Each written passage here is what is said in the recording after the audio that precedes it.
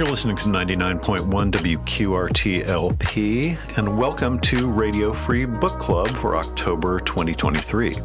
I'm Ken Honeywell. I'm a writer and reader from Indianapolis, and today we're talking about the latest novel by two-time Pulitzer Prize winner Colson Whitehead. It's called Crook Manifesto, and it's the sequel to his 2021 novel Harlem Shuffle.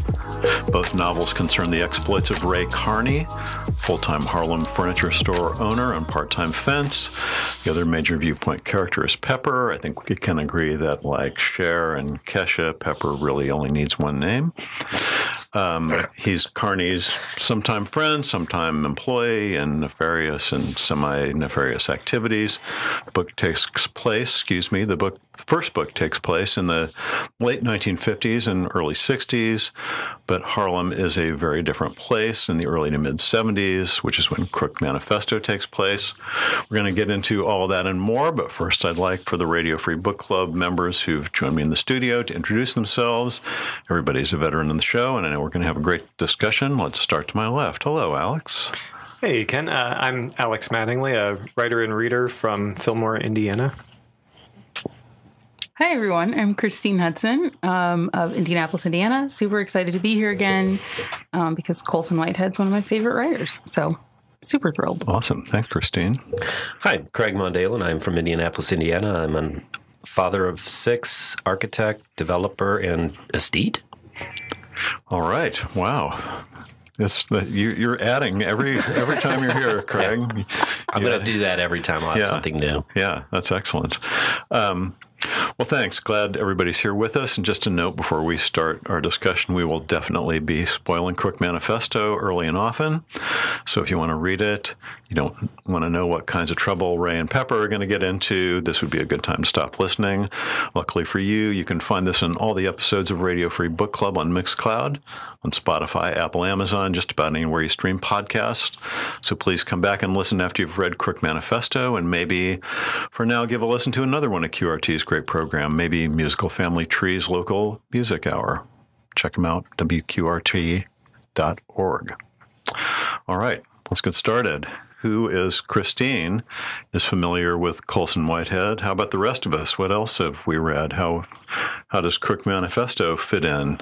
Christine, what do you think? Yeah, so I like Crook Manifesto more than I liked Harlem Shuffle, the prequel. Harlem Shuffle, I just barely finished. It was boring, which is not a word I often use, but just couldn't get into it, or the characters, their motivations. Not the case with this book. I thought at times it was slightly not boring, but at times it felt like it dragged a little bit, but I liked it a lot more than Harlem Shuffle. In terms of all of Whitehead's work that I've read, I haven't read everything that he's written, but I would say in terms of all of his work, this is still in the lower portion. Mostly because usually when I read Colson Whitehead, I feel devastated and provoked and thoughtful and challenged, which I hate while it's happening, and then I can't stop thinking about his writing. I feel like with this book and also with Harlem Shuffle, like I always wish that he would write something that wouldn't completely destroy and devastate me, and then he did. Like, this is light compared to what he usually writes. Yeah. But then I'm like, oh, I wish even it were with darker. A lot more killing. Yeah, it's still somehow like the comedy hour of his whole anthology of work. So while it is like what I always wish that he would do, which is writing something a little bit less disturbing, it still just doesn't completely captivate all of my thoughts and interests. But I think it's still a really incredible sort of addition to the work that he's already done for the last 15 or 20 years, however long he's been active. Yeah. Anybody else? Alex, you read Colson Whitehead?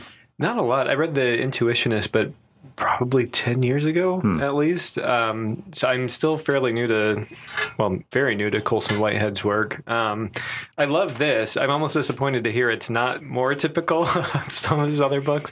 Although I would probably, I'm so sorry. I would probably temper that with breaking this into the 3 parts that it actually is, because I'm not sure that saying I loved it is completely true to my ultimate review of this book. But yeah, overall I liked it, and I think I liked it more than The Intuitionist. I remember walking away from that feeling kind of so-so, and I think that's probably why I haven't picked up more of his work. But yeah, Craig, any earlier? Christine just convinced me to read a lot more of Colson Whitehead. I loved it. I thought it was fantastic. And if there's better work by him out there, I'm very interested in it. I thought it was incredibly detailed. In fact, the detail was almost overwhelming. And I couldn't find, and having grown up during that period of time, I couldn't find anything that was factually inaccurate other than there were probably a lot of things that he made up. But I collected those Jackson 5 inflatable things that came in the cereal boxes. Sure. I had the floppy, the ones you records. cut off the cereal box. I did all that stuff. Yeah. So, I remember all of it. So it was, and then the detail about what was going on from a criminal aspect and in the community of Harlem during that period of time was just amazing. People die in this. So that is a serious, killer of secrets. So, I grew up in a New York suburb and was out there at least for where the first part of this book was. But boy, yeah, New York was a mess in those days. It was a bad place and getting worse. Well, it took like one day for the boarded up furniture store to have graffiti on all of the boards, and none of them were penises, so he was okay with it. Right. And it's just very, very in deterioration. So. Yeah. Christine, I'll agree with you. I'm a big fan of Colson Whitehead. I thought the Underground Railroad was magnificent, and I thought the Nickel Boys was just great. I thought the Nickel Boys, there's two such very different books. Mm-hmm. I think and this one is very much, again, different from either one of those. Yeah. And I would agree with you. I was disappointed with Harlem Shuffle. Mm-hmm. I did like this one better. I will also say that I went back and read them again back to back. Okay. And that being immersed in that whole world of Carney and Pepper all, contiguously was a pretty rich experience. It made the second book made the first book better. Okay. Okay.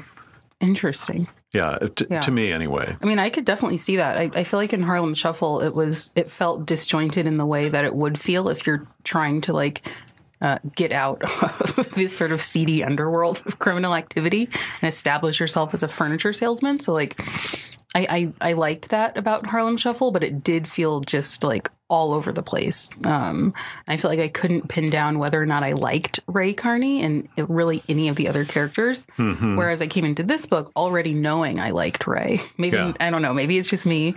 But I came into this book sort of knowing the characters, and it felt it felt good to see a lot of the same characters and themes from Harlem Shuffle. But it was just, I thought the detail in this was so much better than Harlem Shuffle. Yeah. Yeah. And Alex, I would say if you like this, you should read Harlem Shuffle. You can read it. The fact that it takes place earlier than this shouldn't affect your enjoyment of it if you enjoyed these characters. So I do want to ask, hearing you say that, Christine, so was the first book mostly Carney, you said, trying to get kind of out of the life of his dad, who from this book you kind of know he was involved in crime. I think they call him a generalist who kind of fixes people's problems illegally. So it sounds like most of that book was him getting out of that into kind of the straight life. No. Okay. No, he was already had Carney Furniture in the first. The first book was also 3 segments. Yeah. Big Mike kind of hung over that like a ghost the same way he does in this book. There was not a lot about, he was more involved in the fencing was in he that book. Still, did he and Elizabeth still live in that apartment, or were they at Strivers Row yet? No, they were not at Strivers Row yet. Okay. Her parents lived in Strivers Row. Yeah. Her parents, she grew up on Strivers Row, as did Alexander Oakes. Yeah. who her parents wanted her to marry. Because he was a good guy. So, so Carney was a kid from the wrong side of the tracks who she fell in love with, and they had a terrible apartment where her mom just always hated to go. Yeah. I didn't like Elizabeth's mom at all. And no, she was a jerk. She was not real easy to like. It was really awful. So the reason I asked, I guess, is because one of the issues I had with this book was, so this one is also broken into 3 parts, and at the end of the first part, Carney's kind of gone straight for a while, and then he kind of dips his toe back into his old contacts when he was a fencer and some people kind of in the underworld. And at the end of that book, I kind of walked away with the feeling like this has kind of shocked him back onto the straight and narrow. But then the second 2 parts, I felt like he's like, maybe not. Like it seemed like, I don't know. So I guess I was wondering how heavily that weighed in the first book of him, I guess, trying to get off the crooked path, so to speak, and how much of a loss that was at the end of the first section of this book that he's kind of been pulled back in, which I don't know if that's germane to. Well, he was not. No, I mean, so why do we like Carney? Well, let's start with that question. I mean, why? He's a striver, right? I mean, he is a striver, but he doesn't really do a lot of struggling with his whether he wants to be a crook or not. It just seems to be part of the milieu. And it is all through the first book as well. I mean, he uses his connections with criminals to try to accomplish some things that he thinks are for the greater good, but he's still communing with criminals, and he's still being a fence. He's still fencing jewelry and all those kinds of things. So he doesn't spend a lot of time. He has a close encounter that, makes him want to get out of it. That's the period that starts this book. Right? That's something that happens at the end of the first book. However, he's not struggling with it throughout that book. Okay. I don't think Christine is. I mean, do you feel like he was struggling with it in this book? He operates in a world where everybody's criminal. Right. He's just got a moral compass. Everyone else is like burning buildings down and killing children and with no concern about it at all. Carney just cares. Well, I think part of the reason I like Carney is because he's our main character. He's our narrator. This whole book is his POV, so we get to understand why he does the things he does. Whereas with everyone else, I mean, we do get a lot of Pepper's POV too, but with everyone else, it might seem like they're just like burning buildings and killing children, but we don't get to see anyone else's POV. But I find that I don't know. I have a hard time believing anyone in this book or in Harlem Shuffle was truly evil. I think everyone is wrestling with the same issues and motivations that Ray Carney is. We just get to see Ray Carney. And I think he's just like slightly better than the rest. Like the things that he does, like trying to get his daughter Jackson 5 tickets. Well, but come on. But Oaks, Oaks may have been he sucks. purely evil. Well, I want to have that conversation about who the most evil person in Crook Manifesto is. Munson. Well, I didn't like Munson. Yeah, he was terrible. But I mean that, Christine, that speaks to like. He has his Crook Manifesto, right? Yeah. What he said was, you do this, maybe you don't do that, right? And I think Pepper said that, and I think Carney brought it back to him. Yeah, they may have been the only two. Yeah. I mean, they did. They had Pepper's was just a little more like more violent, I guess. Pepper was willing to do things that Carney wasn't in order to maintain that manifesto and to use violence in that way. And actually, appearances from book art was really good at it in kind of a really frightening way. Yeah, the way he put it was, Pepper was an emissary from the ugly side of things to remind you how close it was. Yeah. That's kind of who Pepper. Yeah, Pepper was a close friend of Ray Carney's dad, right? Right. Okay, so Pepper's a little bit older than Carney. Yes. Okay. Yes. Yeah. He and Big Mike pulled jobs together. Right. Yeah. But it didn't seem like Pepper, you don't think Pepper was evil, but Pepper killed a lot of people and was involved in a lot of just robberies where people died and people got hurt, and didn't leave the lights on in the biscuits place where they left the guy hostage, which was really mean. That was a funny detail. It's like, wow. Yeah. But did bring him food. When Carney reminded him. Yeah, that's right. Yeah. So, maybe the best way to talk about this is to talk about the 3 different stories in the book. I mean, I kind of feel like this is like kind of a miniseries. Mm-hmm. It's like a TV show with, different episodes through time with the same characters, with the same cast of characters. So the first one was called Ringalivio. Didn't anyone play Ringalivio when they were kids? Probably didn't call it that. No, I Very had to look similar, it up. Yeah. Yeah, that was a Ghost kind in of the a Graveyard, Lighthouse. Yeah, there were like a lot of them. That's an old New York name, I think, is Ringalivio. But how did you guys think about? How did you think that started out, Alex? What'd you think? I love the first book. The first book I did just knocked my socks off. I mean, I was enjoying everything about the narration, the characters, the pacing. There was a line where I'm going to butcher it, but Carney kind of describes the situation as being like a nail that's being hammered down. Like he's just getting deeper and deeper and more stuck in this awful situation. And you really don't know where it's going. And one of the things I loved about Whitehead's writing throughout this book, but especially in that section, is you would start down this line of story where you didn't know where it was going, you didn't totally know how it was connected, and then it would intersect with the main plot and just kind of explode, and it was great. But then I felt like it was kind of diminishing returns though after that. Like the second book or the second section, I enjoyed. I really liked Pepper's character and kind of following along with him in the middle of that section. And then by the third, I mean, the third was good in a lot of ways, but I felt like the first felt so much more urgent to me when I was reading it. And I don't feel like that should have felt like the highest stakes, but reading it, I felt the most heavily invested in that one.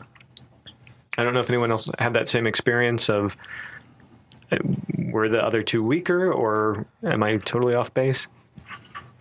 I would say that the first part of this book was probably my second favorite. The third part of the book was my absolute favorite. The first part, though, I liked. I don't think it was supposed to be as funny as I found it, but it's like he just wants to get tickets for his daughter to see a concert at Madison Square Garden. And then the next thing you know, he's like riding along with this unhinged detective. Right, who's just murdered his partner. Yeah. And who is like going for absolute broke. And he possibly also murdered his wife. Possibly. Yeah. And I was like just the visuals of like all Ray Carney wanted to do was like sell some sofas and get tickets for his daughter. And now he's involved in like the crumbling of his detective's career and life. So I found that really engaging. I loved it. I also thought that was the most succinct of the 3 parts of the book. I thought the storytelling and the characters and the plot were just really tight. The only thing I didn't like was like, I get it, you want to see the Jackson 5, but it didn't seem like a good reason to stoop to the level of like petty crime, which quickly escalated to murder. Right. So I had trouble buying the Jackson 5 tickets as like a reason for like Ray Carney stooping to the level of like talking to Munson again. But I did like being able to see the 2 kids. I think May and John are the kids' names. Mm-hmm. So I liked that. They don't center in the story a lot. But yeah, that was sort of my take on the first part. I don't know if we're supposed to talk about all 3 parts, but I'm going to leave it there. Yeah. Craig, what do you think Christine, of the first part? You're younger than I am, so you don't know how big the Jackson 5 were. I mean, I know. They were big. They were the Taylor Swift of 1971. At least they were huge. I like the middle story. I like this story about Zippo and his blaxploitation movie. It was really, really interesting. And that also introduced us to Pepper and how he could be both professional and also violent. And yes. I think that was very interesting. He was professionally violent. Yeah, and the story about the leading lady who came from like New Jersey. Fairly well-to-do suburbs, but then identified as being from Harlem in order to further her career. It was just a very interesting flow of story that happened in the middle part as well. And they did get the movie done, which was fantastic. Yeah, good on them. Yeah, I was really hooked in the first part, Alex. I mean, it was, by about three chapters in, I was going, oh, holy crap, I don't want to put this down. It did move really fast. Yeah, I really loved it.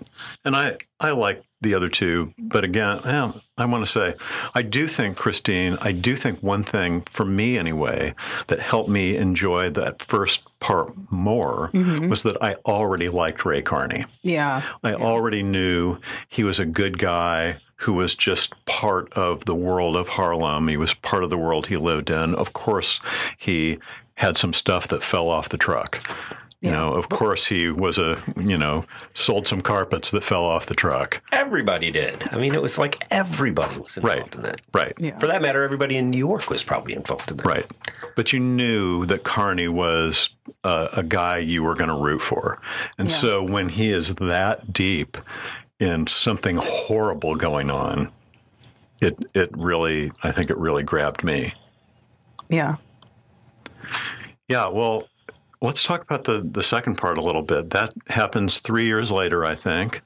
We're introduced to Zippo. Actually, Zippo is a very minor character in Harlem Shuffle, which, Christine, you probably wouldn't remember, but he's the guy who... I don't remember that. He's the guy who takes the pictures of the banker who Carney is trying to get revenge on in the last part of that. Oh, book. yeah. Wow. They mention it a little Wilfred bit. Duke, right, Okay. from the Dumas Club. Okay.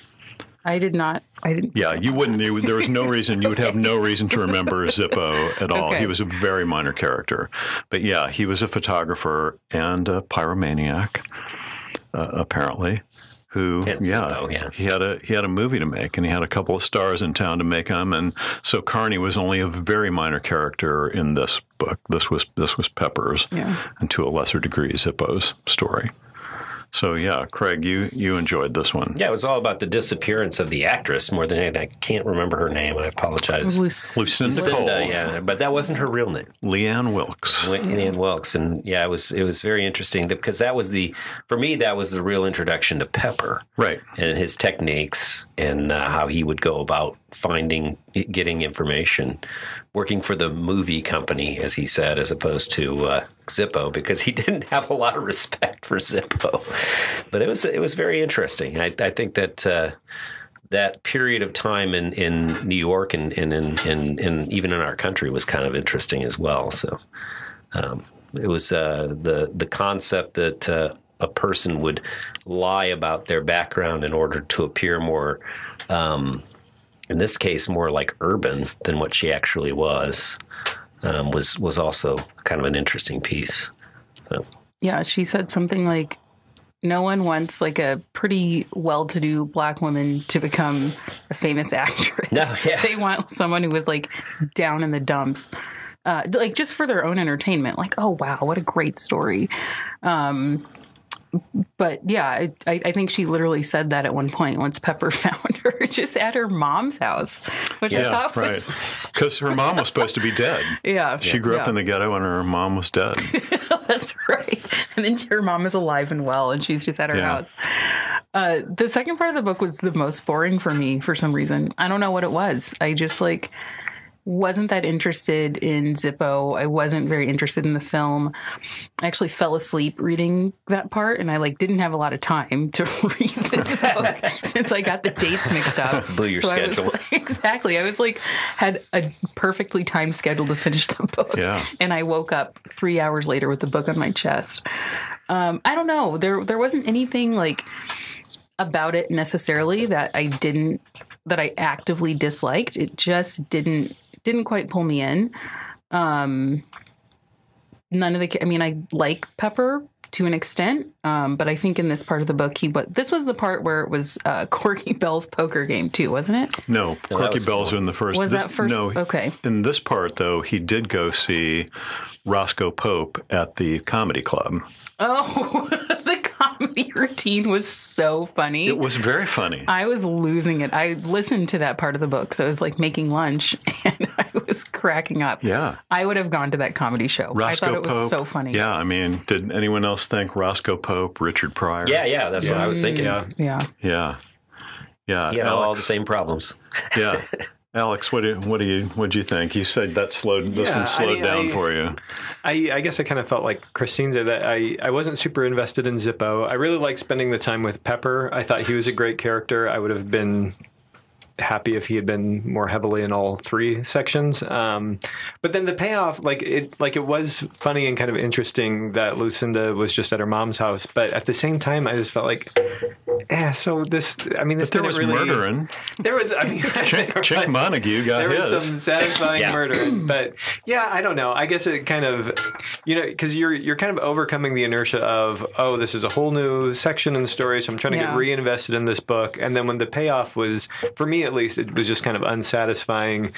I think that's where I really started to kind of flag in this book, was that, I don't know, there were things that I really liked about it, but it didn't quite cohere because the first book was so satisfying. It was like exactly what I want from like a literary crime book. Mm-hmm. And I don't think it quite hit the same way in that second section.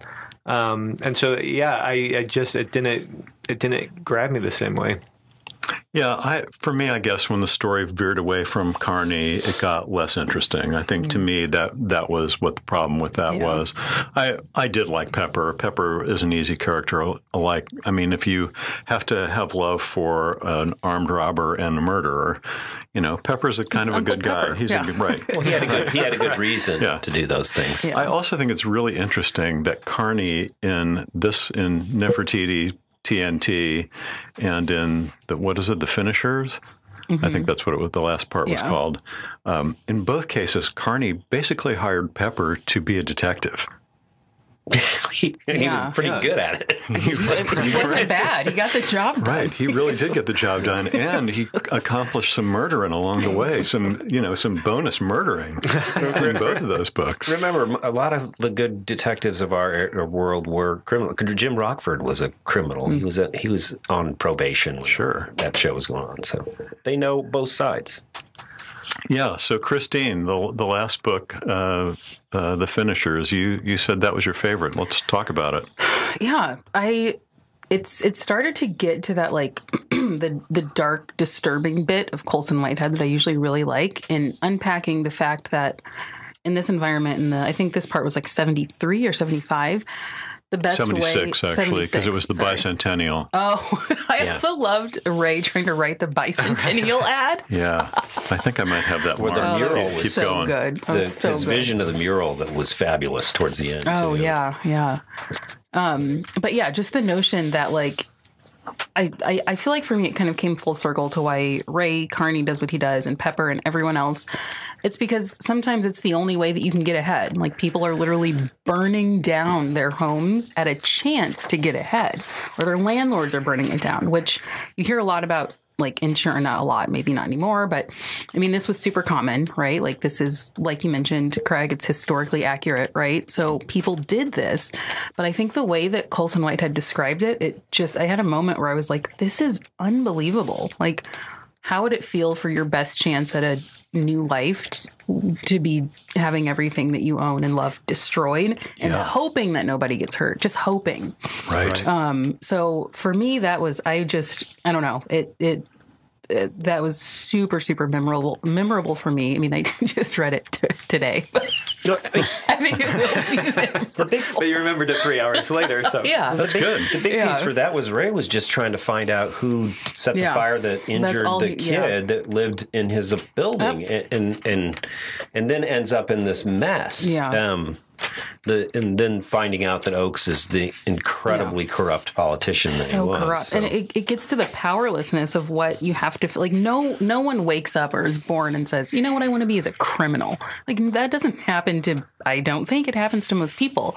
So I feel like that got to the point of, like, it just feels like, it must feel like there's no other option than to turn to crime or to burn down your apartment for the insurance. Yeah, Alex, did this bring it back for you at all, this last section? Yeah, I mean, I shouldn't be hard on it. I mean, there were a lot of things I really liked about it. I getting at what Christine was saying, I think there is a distinction made between the people who are like murdering and who are like breaking the law in this really nefarious way, and people who are aware of what the rules are and aware of what, like, there's one point where I think he talks about seeing in like an office somewhere where they're saying, you know, if your home burns down, you know, you can get a $2,000 relocation fee. Almost like instructions. Right, like instructions. Yeah, exactly. And you realize like people are just like looking at what the rules are and saying, okay, how do I use this to get into a slightly better situation?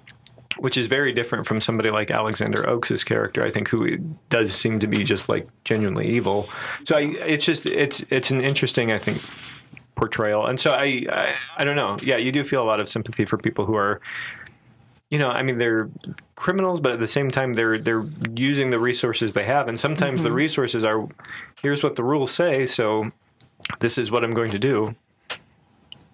You know, the word jackpot appears, I think, in each of the 3 sections. The word jackpot appears as a description. And the question about is, what is a jackpot for, you know, a different kind of person? But there were a lot of jackpots happening here. Yeah. Obviously, Munson was after a jackpot. The poker game that he robbed. Yeah.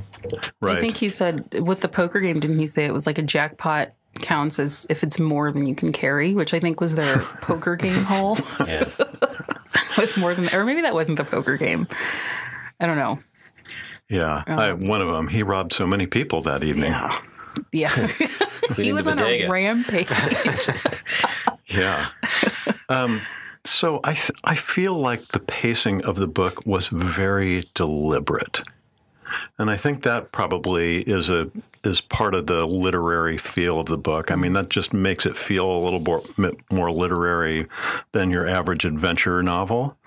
Yeah. But there's not, you know, when all the bad stuff is happening, sometimes it happens in the middle of a paragraph, you know. Munson's shooting his partner was like just like, oh, and then all of a sudden he shoots him. Yeah, it was like it was literally a 4-word sentence. Yeah, gets back in the car. Wait, that didn't go so well. Right. Same with Alexander when he died. It was like, oh, and then he was shot, and I was like, wait, what? Well, shot him in the eye. Reese shot him in the eye. It was like the second sentence in a paragraph. You know, like an 8-sentence paragraph. Well, because he was also aiming the gun at Pepper, and then the next thing you know, Reese shoots Oakes in the eye. Yeah. Right. So. How do you all feel about that deliberate pacing of the book? What is that? You think that says anything about Carney or about Carney and Pepper or the world they live in, or is that just a literary style? I mean, some of it feels like a pattern to me. Like there is a distracting quality to it. Like where he starts you down a road. It's like. It's like the feeling of like somebody who's like telling you a long-winded story in a bar, but they're also like reaching into your wallet when you're not looking. Like a lot of times it felt like what Colson Whitehead was doing was he was kind of spinning this yarn so that those moments of violence would like surprise you, even though you knew perfectly well what kind of book you were reading. And I mean, and something like shooting characters, I think, is such a difficult thing to set up in fiction because... You know, if you start telegraphing, you're arranging the pieces like, oh, he moves in front of him with a gun, you know, like the reader starts to see it. But if you can just find a way to spring it on people, which I think he did pretty successfully, without it feeling too gimmicky, that's hard to pull off. It's a lot easier to pull off, I think, in a movie where things can be off screen. And so it feels like, okay, that's fair game. In a book, I think that's harder to pull off. And I think he does a really good job of that.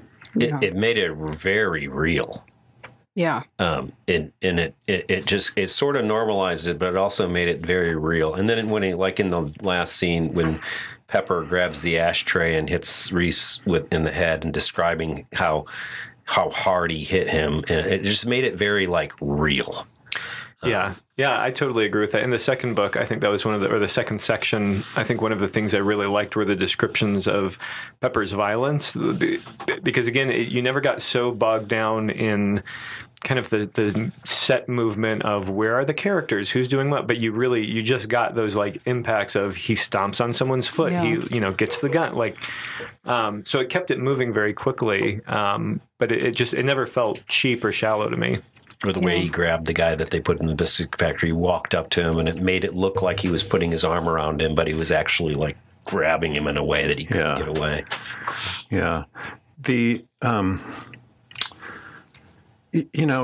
never, just the way the writing style, the style of it was, there was never any, there were not like one sentence paragraphs. There was no amping up of the pace of the book, of the sentence structure or anything when any of this bad stuff was happening.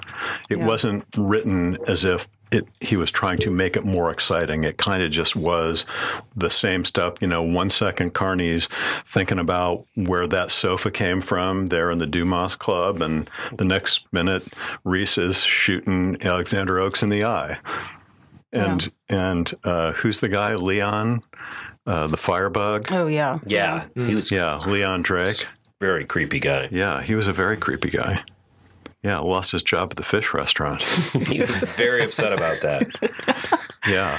So, go ahead, Christine, please. Well, I was going to say, I feel like this is that's what we're talking about now is probably one of my favorite things about Colson Whitehead, where it's like all of his writing can be described as bland and understated and monotone, and it's somehow still always so good.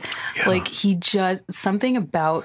First of all, I think he's really exposition heavy and less dialogue focused. Like you said, Ken, long paragraphs of exposition, which I love. Like I actually think my favorite book of his is The Intuitionist, and that book is almost nothing but bland exposition until it's not, and I just I can't get over that book. But I feel like he just has, I think of any writer that I've read in like the last 20 years, just the best range in terms of what he can accomplish with more or less the same set of parameters. Yeah, he writes almost every genre.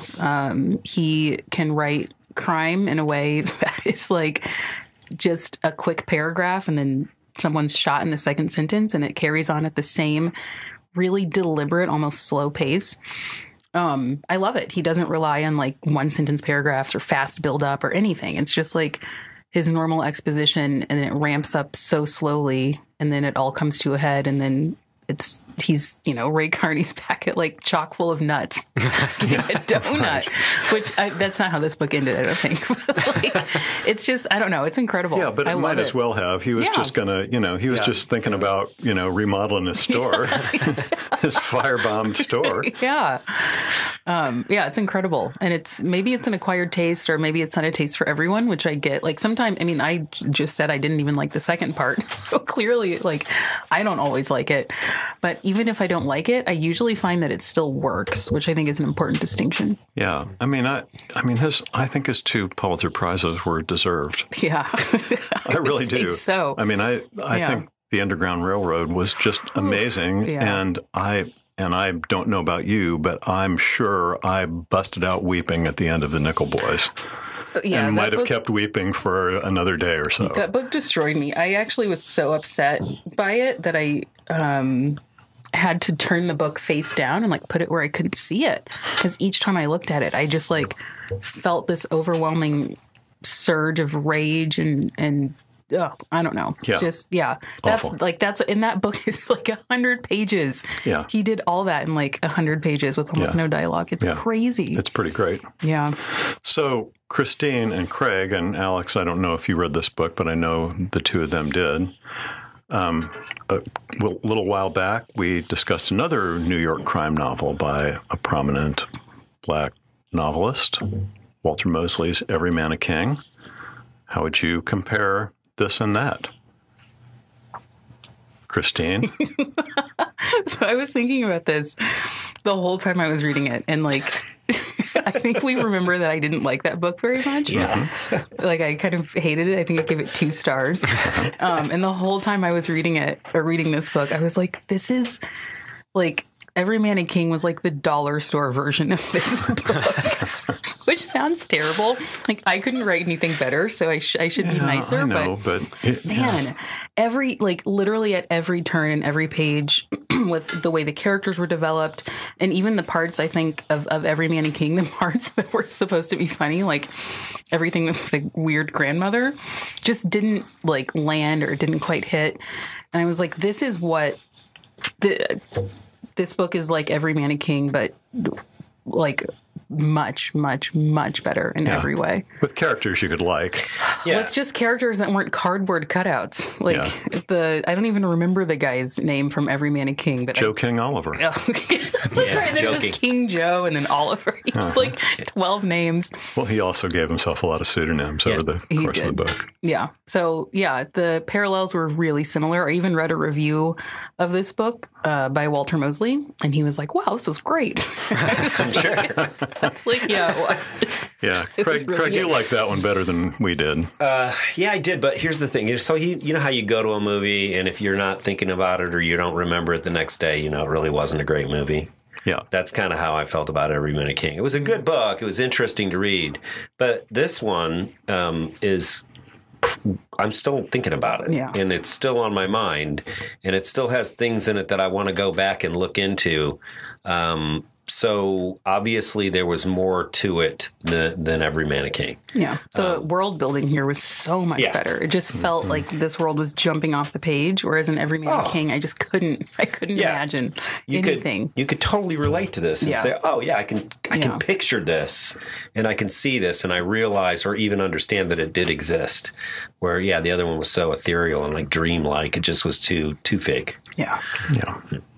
Yeah, I did not read that book, but I did listen to the episode where y'all discussed it. And so I thought it was interesting. What stood out to me in that conversation was kind of the discussion of the detective hitting certain tropes because they were the tropes of a detective story. And one of the things I really liked about this book was that those tropes, I mean, kind of the guy who's muscle, but he treats it like being a plumber, or the like petty crook who finds himself in like way over his head. Like those are all like classic crime tropes that have been around forever. But I mean, Craig, you're exactly right. Like it all feels so like authentic. Like you can envision everything. These are people that you feel like you know and have met. Like everything just has such depth to it.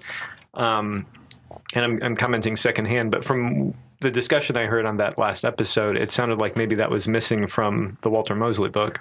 Yeah, Colson didn't have to go into overly elaborate descriptions because they were just there. His characters were those people in a way that didn't need a lot of descriptions. Mm-hmm. Down to Pepper's shoes, which was a fabulously interesting experience as well. So how can we root for Carney, and especially Pepper, when we know how crooked they are? Because they're the least crooked people on the block in a lot of cases. I don't know. Rusty was pretty not crooked, I don't think. Yeah, that's probably true. Yeah. Yeah. Elizabeth was not. Women for Oaks, right? Yeah. Well, Oaks was really, really crooked. Didn't age well.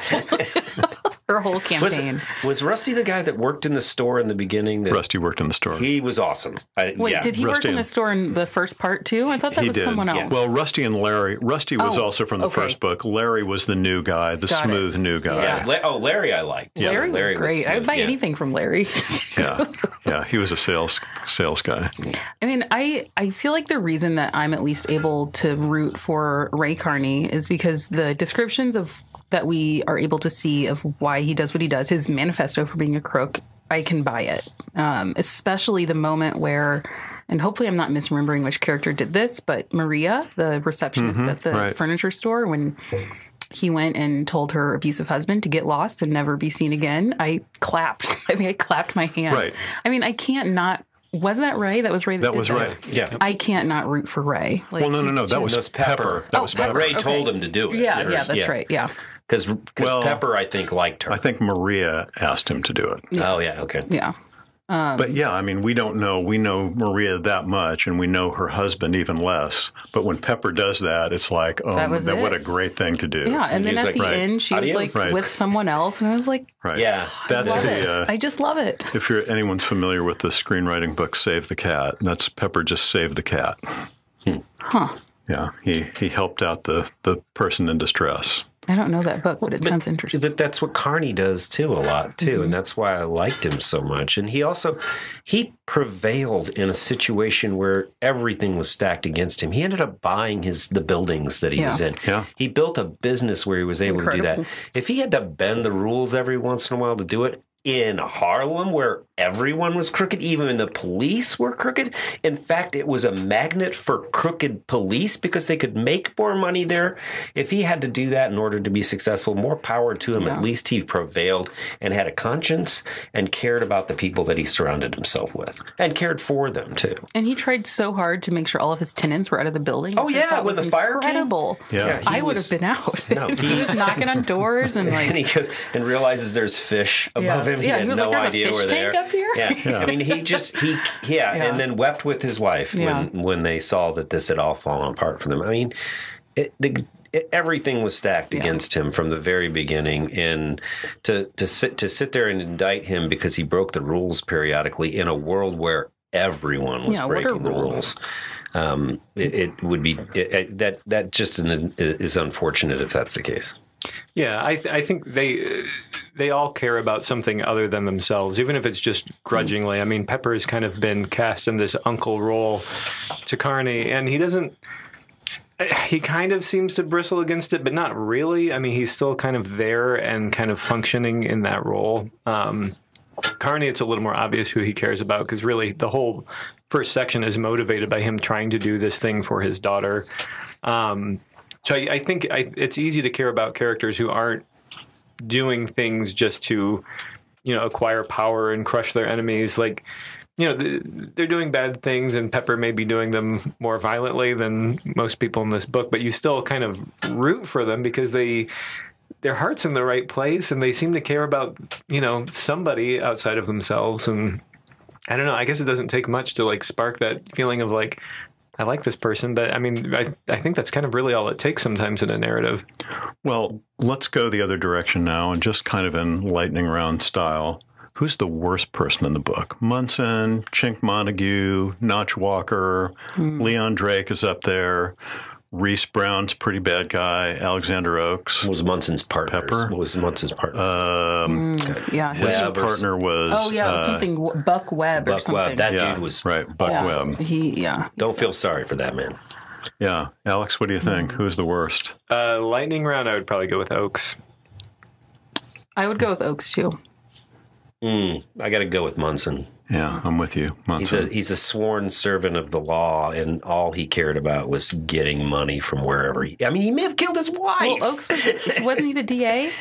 He was. Oakes was a DA. Okay, I get that. Yeah. Terrible. Oakes turned on his own people in Harlem too, which is terrible. But I think it seems like anyway now. Correct me if I'm wrong, but it seems like Munson was actually going to give Carney the Jackson 5 tickets and not murder him. Yeah.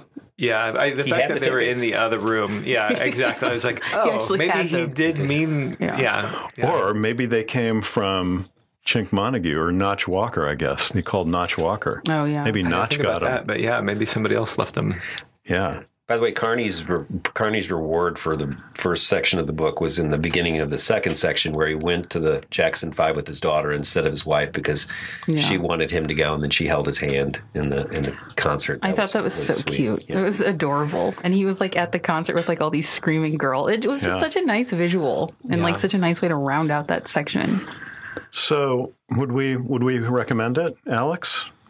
Yeah, I would. I feel like I have not made it sound like I would. But I really did enjoy this book. And it scratched the crime novel itch for me, but it had kind of it was just so smart, and it was so well written. And I even when maybe it felt like the plot was lagging a little bit, or I wasn't quite as invested, just the writing itself was just such a pleasure to read. I would gladly recommend this. Yeah. Christine. Yeah, I would absolutely recommend it. I would also even recommend listening to the Audible book like you did. That's the narration was so good that it honestly felt cinematic and like watching a movie.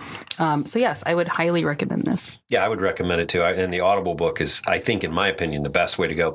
And there are parts where it's just funny. So funny. Yeah. Laugh out loud funny. Really? Yeah. So yeah. Did they make Harlem Shuffle into a movie? No, not yet anyway. But this would make a great I was thinking on the way here, it has to be an HBO miniseries one day. Yeah. I was reading there's a third on the way, I think. Yeah, it's a trilogy. Will you read it? Yeah, I would like to go back and I think read Harlem Shuffle and then maybe even read this one again. Yeah. And then go on to the Who's third going to play that comes Pepper? out. I just want to know who's going to play Pepper. I don't know. Ooh, I don't know. I don't have a good image a in really my good mind question. of what Pepper looks like for some reason. Yeah. Yeah, I don't know. Yeah, I'll read it for sure. Yeah, I would say again, this made the last book better. Yeah. Interesting. Well, how about, speaking of books we like, who has a book recommendation? Craig VonDeylen? I don't know that. I think I may have talked about this in the past, but I started watching the miniseries about the Foundation by Isaac Asimov. Yeah. Mm-hmm. And I am trying to understand what the hell they're doing with that or where it's going. So I'm going to go back and reread that trilogy because it doesn't make any sense to my memory of what that was about. So that, and then I've got a copy of Underground Railroad I've never read, so I'm going to read that. Yeah, excellent. I'll be interested to know what you think about it. Alex, what do you think? I'm going to recommend A Rage in Harlem by Chester Himes, which is the start of his Harlem Detectives series. I think it was written in the 50s. It's much pulpier than Colson Whitehead, but it's a very fun detective series. It's got just great writing, kind of a similar cast of characters, I think, to Crook Manifesto. So if you like this, you like pulpy books, then I would say check out A Rage in Harlem by Chester Himes. Yeah, that sounds great, Alex. Thanks.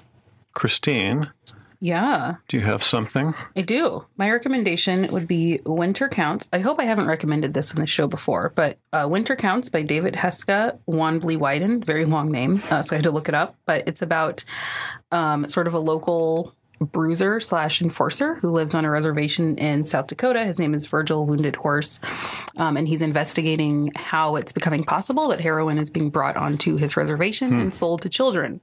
So he goes after this whole elaborate scheme, and it's pretty much almost exactly like Crook Manifesto. So if you enjoyed this book, I would definitely recommend Winter Counts. It was a book I could not put down. The writing's not as good as Colson Whitehead, but I still I barreled through this book. Yeah, I loved awesome. Winter Counts. Thanks.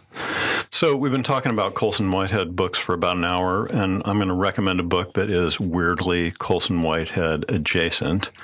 His first Pulitzer Prize winner was 2016's The Underground Railroad. It's kind of a magical, realist, historical fantasy. It's a pretty amazing read in which the Underground Railroad, leading slaves out of bondage, is an actual railroad. And that one absolutely hooked me on Colson Whitehead. I really loved it. But just about a month prior to that book's release, another book appeared by Ben H. Winters, who happened to be teaching at Butler in the Butler MFA program at the time. That book was called Underground Airlines. Oh, yeah. And whereas the Underground Railroad's a historical fantasy, Underground Airlines is alternate world science fiction. It's a world in which the Civil War ended when the North made a deal with the South to allow 4 slave states, so they called them the Hard Four, to continue to exist. And the narrator is an escaped slave who's pressed into service by the government as an undercover agent to help identify other runaways. It's a great premise, and Winters is a really fine writer. And as a bonus for local listeners, a good chunk of it is set in Indianapolis. I mean, you can really see like 38th and Meridian if you're familiar with that area. Anyway, they're both really interesting books, and they're really interesting to read them back to back. And I would highly recommend Ben Winters' Underground Airlines. His Last Policeman trilogy is pretty good as well. And that's about it for us. You can find notes for this and all of our shows in the Radio Free Book Club blog on medium.com. Please consider following us and drop us a note on Facebook. Stream the show wherever you listen to podcasts. We're always interested to hear what you think about the book and the show. Our show, when this airs, we hope our producer is totally getting his zen on. Oreo Jones. Thanks for all you do for us, and he is vacationing in Nepal for a while, so we wish him all the best in that. For Christine Hudson, Craig VonDeylen, Alex Mattingly, and all the members of Radio Free Book Club, I'm Ken Honeywell. Thanks for listening, and join us next month when we'll be talking about the National Book Award-winning novel by Indiana author Tess Gunty, The Rabbit Hutch. Until then, read a book.